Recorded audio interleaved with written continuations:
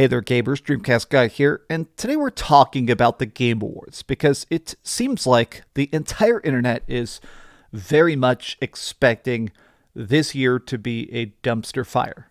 Now, the last couple years, the Jeff Keighley Game Awards have been incredibly bad in my opinion. Now, it's not a secret, I've talked about this in multiple videos. Every year, I like to live stream the Game Awards and then do like a video after talking about the parts that I thought were the best. But I just feel like this last couple years, it's become such a crappy copycat of the Oscars. We've got Hollywood celebrities and movie trailers and stuff, drunk Al Pacino, barely able to read a teleprompter to say which game won. Stuff like that I feel like is deeply disrespectful to gaming in general, right?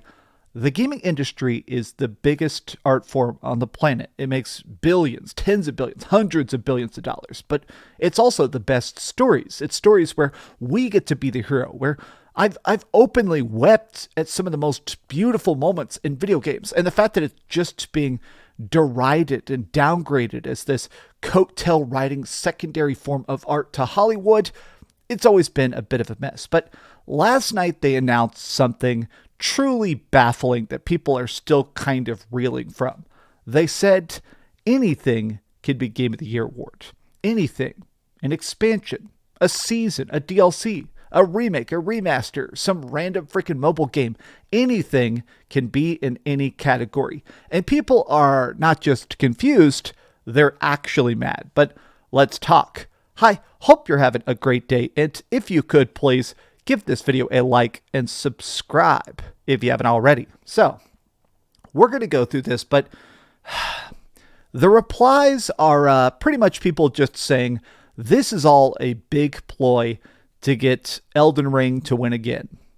Shadow of the Erdtree was a very big DLC. People loved it a lot, but this is such a weird message to put out. The Game Awards, expansion packs, new seasons, DLCs, remakes, remasters are all eligible in any category if the jury deems the new creative technical work to be worthy of a nomination.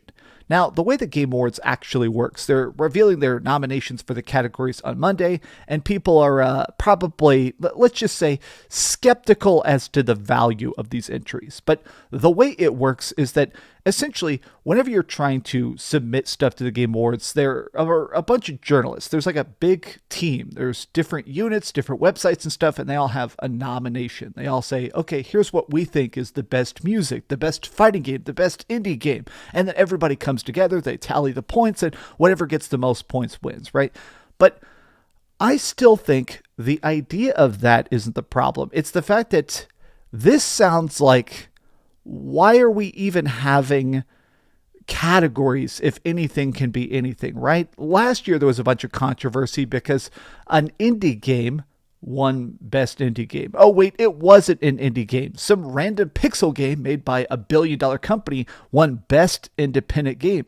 Best ongoing game last year went to Cyberpunk. People keep talking about the fact that best ongoing game going to Cyberpunk 2077 makes no sense. Like, I love Cyberpunk 2077. Phantom Liberty was a very good expansion, but that's not an ongoing game.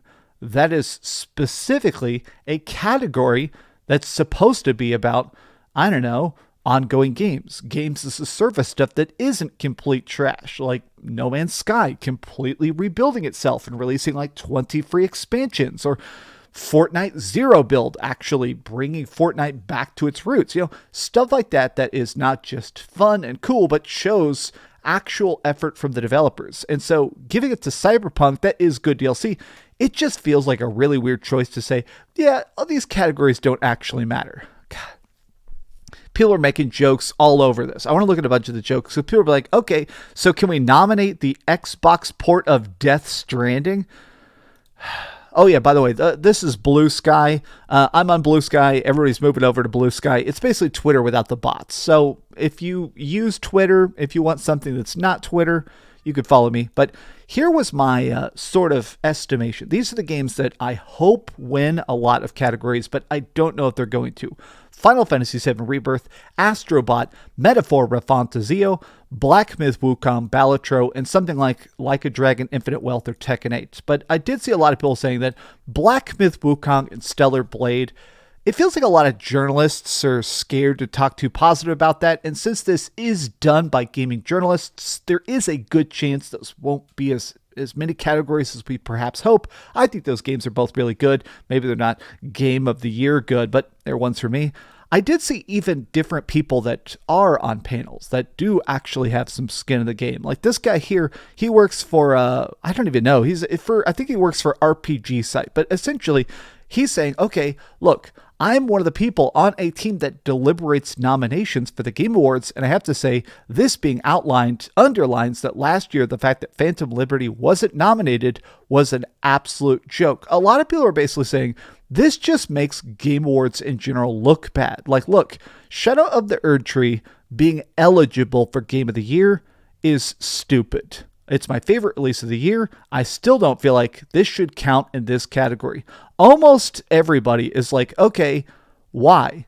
I feel like DLC should be included. It's still software and it's still art. However, it's telling that when it's time for Miyazaki's game, which is Elden Ring, to get nominated, they immediately get this codified. When it qualifies as a fighting game or an indie game is up for interpretation. This is such a good point. So for the last couple years, stuff like Smash Brothers was not allowed to be best fighting game. That was called as like best game for kids. Whereas actual fighting games, they're very wishy-washy about which games are allowed. Best sports game is always like a weird mix. Like Tony Hawk wasn't allowed to be best sports game, but like a racing game was. The part of the problem with the categories, I feel like, is you need some guardrails. The fact that Jeff Keighley just says everything is everything, it makes it more boring for people to watch. Like, how can these categories be by nomination only? I feel like there has to be some sort of rules, some sort of guidelines. Like, to make an Oscar comparison, I don't watch the Oscars a lot, but there's that movie, The Martian, right? Very cool movie about Matt Damon getting stuck on Mars and he has to live on Mars for a long time, right? Well, when he does that, that got nominated as best comedy.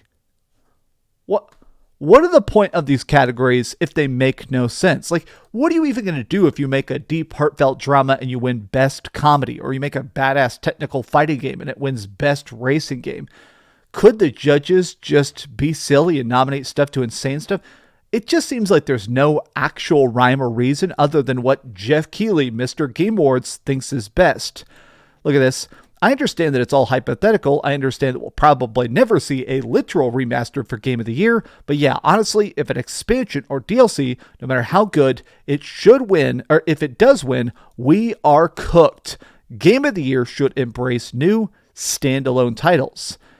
Hotter take is even a remake winning is tenuous with me. Rebirth only qualifies, which is FF7 Rebirth, only qualifies for me because of how much brand new video game is there. I just feel like gaming in general is such a weird thing because it's hard to rank it in the same way that we rank other pieces of art. You know, because of our interactions with it, you can play a game that's too hard or too long or too good or too bad, and it will influence how you view it, right? It's not the way you could judge a painting or judge a movie or judge an album. Art is always subjective, but I always felt like video games are the most subjective because it is based on us. Your input, your interactions, your feelings going into the art can so heavily influence the positive and negatives you take out of it. And I do feel like the general way we rate games in general is already kind of a difficult situation, but then getting a bunch of people from different websites to come together and rank the best game of the year, it always felt weird. Like, Xbox Era is going to have a bunch of games that they think are awesome that are usually very Xbox focused, whereas PlayStation Universe is going to put forward a bunch of stuff that's very PlayStation focused. I mean, not always, but that's the way it kind of shakes out sometimes.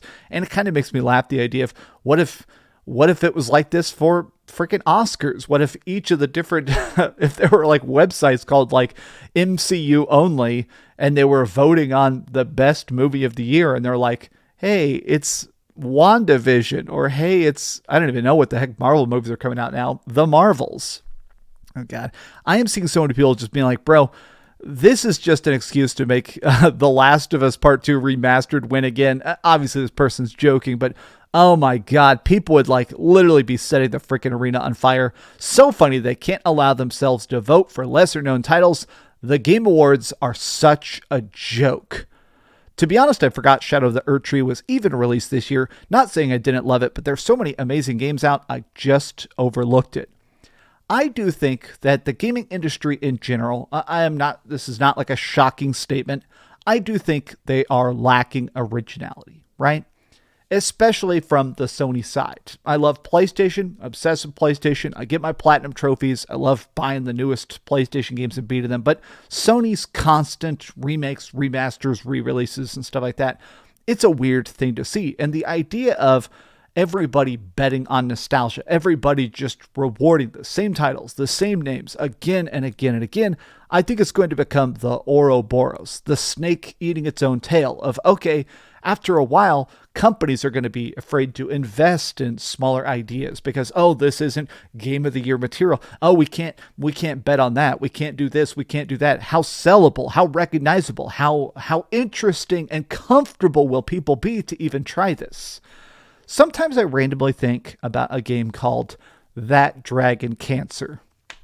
It is a game that I cried the entire way through. It is a game about a father whose son gets fatal cancer, and the kid's whole life he's just battling cancer. And you play as the kid in a storybook the dad has written for the kid, about him battling cancer. We must fight that dragon cancer. And it's a beautiful, beautiful game. And I think about art like that, in that video games can do something that I feel like other mediums can't. I'm sorry I'm being such a sap. I love that game. I just think it's such a powerful piece of art. But I just feel like video games do stuff that other art forms aren't. And I get annoyed the fact that we don't champion stuff big and small. A lot of times it's that the biggest, craziest, loudest, most marketed games always rise to the top, right? But I feel like video games are more than that. Video games are better than that. These are just some off-the-cuff thoughts, though. How do you feel about the Game Awards, and what do you want to win? What do you want to get all of it, right? What's your favorite game of the year? Also, if you want, feel free to go follow me over on Blue Sky. You guys rock. I'm about to have Thanksgiving at my house, so I got to get ready. I got to cook a pie. And by cook a pie, I mean take the pie that I ordered and then take it out of the fridge so it's thawed. Thanks so much for watching that video. If you want to see something else, you can always click this link to see what I put up last, or, subscribe and see what's coming up next. Also, I promise that whatever I do, it'll try not to suck.